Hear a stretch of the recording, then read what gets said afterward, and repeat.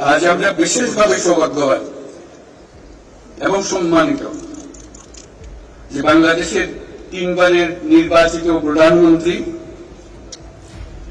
বীর মুক্তিযোদ্ধা শহীদ রাষ্ট্রপতি জিয়াউর রহমানের স্ত্রী বেগম খালেদা জিয়া আজ এখানে আমাদের মধ্যে উপস্থিত আছেন।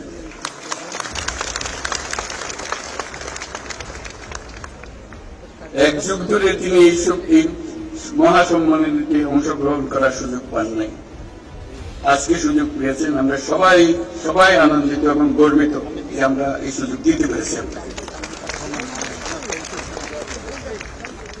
শারীরিক অসুস্থতা সত্ত্বেও এই বিশেষ দিবসে সবার সঙ্গে শরীর খাওয়ার জন্য আপনাকে আবারও ধন্যবাদ। আমরা তার আশু রোগমুক্তি কামনা করছি এবং এই অনুষ্ঠানে বিশেষভাবে স্বাগত জানাচ্ছি।